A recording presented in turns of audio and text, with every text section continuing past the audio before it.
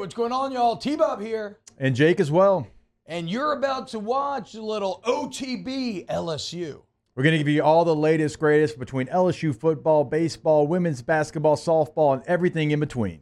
Bottom line, if you want to talk Tigers, keep it locked, subscribe, like it, and we hope you enjoy it. Let's talk about Harold Perkins because Blake Baker, I forgot why he was talking to the media. I think a coach's summit, something like that, but was talking to the media yesterday, and he was asked about Blake Baker, or about Harold Perkins. And we've been saying on this show that we think that Harold Perkins' most natural role on this defense would be the star position, and Baker confirmed that is their view as well. And let me explain on paper why this seems to make so much sense. Because it looks like it combines all of Perkins' greatest strengths, right? We saw him at a more traditional inside linebacking role last year, and it left a lot to be desired. Catching blocks, not really delivering the blow, not able to fully take advantage of it, the athleticism. Like, it's funny, Jake, what we learned was whatever you thought about him in his sophomore year when he played that kind of nickel linebacker role where he's in coverage a lot, that was actually better for him than last year's traditional inside. So at the star position, again, on paper, in theory, it's not as many like traditional run fills, but you're still playing around the box. You can still be used in the pass rush, blitzing in a lot of interesting ways, and you're still going to be engaging in a lot of coverage, allowing him to show off his coverage skills. I mean, Jake, what was his pass rush grade from a couple of years ago? Wasn't he maybe the top nickel linebacker in the SEC, maybe even one of the top in the entire country? I think he had like an 80+ on his grade. So this seems like a hybrid position that would highlight his hybrid skill set. Yeah, I don't think there's any question. This is what he has to play. You look at where he's really strong and where he's weak, and this is the best position for his strengths. Yeah. And so for us, and we talked about it, hell, it might have been yesterday on the show. We talked about where we thought maybe he needs to play, and that's exactly where he needs to be. Like Devon Keys was somebody that played that last year, right? So don't think nickel. That's not what it is. It is a hybrid of a DB and a linebacker. It is the star position. Major Burns played it a lot last year, and I think that when you look at what Perk does really, really well, his coverage skills, he can rush off the edge still, which I know everybody wants him to do, and if you're still wanting him to be an every down edge guy, it's just never going to happen. Yeah. And that's okay. That's just not what he is. When I talk to different scouts, like they kind of chuckle whenever we like bring that up because they're like, no, first and second down, every team would run stretch lead right at him and like attack him. So okay, perfect example. During football season, Jimbo Fisher is on with us every single Tuesday. And I don't remember if this was on air or off air, but at that time when they were playing LSU, Perk was on the edge. I think it was Perk's freshman year where he was kind of living on the edge. And Jimbo straight up said, we attacked him. We went right at him. Like that was our plan, to never allow him to get going because we were coming at him every single play. And they dominated with a tackle, with a tight end. And remember, A-Chain went off that game. Yeah. Right? And so that's another SEC coach that has success against it. So that's never where he's going to live. Now, if you want to have a change of pace and here and there and move around, sure. But he can do those same things. Third down, put him on the edge. Hell yeah. And he can come off the edge from the star position. Yeah. You can rotate coverage, and he can be that guy. This is best for him. It's best for the team. He is going to be a major upgrade, I think, from what Major Burns gave you a year ago, and it allows Devon Keys to slide back into a more natural, middle linebacker position, which I think right would help him. Weeks. I think it's going to behoove him. Like he was good too at the star position at times. Like his coverage skills surprised me. But you'll have the Weeks brothers. You'll have Keys right there. You got a really good room. You got Charles Ross, who flashed last year, and somebody who I know that they're very, very excited about. So, yeah, I mean, I want to say they feel like they've got one of the better linebacker rooms in the entire country right now.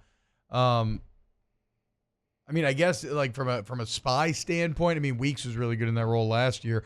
Perkins, his freshman year, is one of the best I've ever seen. So, again, versatility and hybrid are the words when I think about the star position, and versatility and hybrid are kind of the words with Perk. And now let's look at the defense overall, because when I read Blake Baker's comments, it's hard not to start to want to hype the expectations up for this side of the ball a little bit. And here's what Blake Baker had to say, quote, I mean, I think it's fair, talking about expectations. Obviously, you're at LSU, so there's always expectations. To be honest with you, I counted last year for us on defense as year 0. I do think we squeezed every bit of juice out that we could, which I agree with. What's today's date? February 14th? I feel good about what we have to work with in a style of defense. We want to be able to play a lot of man and tackle in space, and that takes players. You can be a really good coach, but at the end of the day, you can't play for them. I would say we got to go through spring and see what we've got, but I have high expectations for this season. He goes on to say, I think when you look at what we did out of the portal, I think every single one of them is either going to be a starter or an immediate contributor, and that's really what we want. Last year, what we didn't have was competitive depth. Last year, some guys played a lot more than they should have, and you run out of tread on your tires by the end of the season, and you're really not getting better unless somebody's pushing you. That idea of competitive depth, it's something that we don't talk about. A lot of times, we only talk about depth in an injury sense, right, to make you more injury-proof. But it goes back to exactly what you were just talking about with LSU baseball, Jake. Competitive depth. Those are the great rosters. The ones where you can't get complacent because if you do, somebody's going to come for your job and all of a sudden you're no longer playing. You and I both played in competitive depth in our college career. Got a doubt. Right? For us, it was me, it was Charles Scott, it was Richard Murphy, Keelan Williams, Trenton Holiday, young Stephen Ridley. And you better bring it. You better be able to go out there and get your job done, or you were going to have somebody that's a really good player, like all those players that I mentioned, had an opportunity in the NFL. Same thing for you, like in y'all's offensive line. Like, nobody was set in stone. Like every guy wasn't an NFL player. No, right. Like the position you just named. But yes, we had. But no, y'all had really good college football players, and it wasn't set in stone. And if you didn't get the job done, somebody else was going to come in. But it wasn't a bad player; it was a good player, and that's what competitive depth can do. Like, it can do for you, and it pushes you, it motivates you. You know, you can't half step into whatever the situation is, and it does feel like that position for the Tigers as well. So I got high expectations for a major step forward for Blake Baker's defense in year number 2. Like, I give them more credit than what the numbers would say for last year, because I do agree with that idea that they squeezed all the blood out of those stones. But I think this defense could be not just, I'm impressed with how they're fighting, but like, they're actually bullying people. I want to see the defensive line. I want to see what that looks like with I guess another that's really year. The biggest question. Because think about the elevation of a Braden Swinson, how much better he was this year compared to a couple. And it wasn't bad, but I mean, he just different player. Like, he's going to get drafted. I wouldn't have said that before. Yeah. Like Savion Jones, his play continued to go up. They got every single possible thing out of guys like Gio Paez. Yep. Right there in the middle. And so I think this is a group that has added some players, and you've got some of the best defensive line coaches in America, in my opinion. And that's the unit that you need to see kind of go up and go to another level. Another one of our longtime friends in the chat, Champ, says, "You two ass clowns," which is funny, said I was crazy when I said Perkins needed to play the Troy Polamalu role.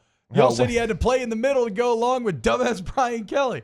I will say, I thought Perker would work out in the middle. I was wrong. I was wrong. Champ, that's fine. Nobody's Troy. Nobody in the history of football has played the role that Troy Polamalu played. Like, literally nobody. Troy would do some of the craziest stuff you've ever seen.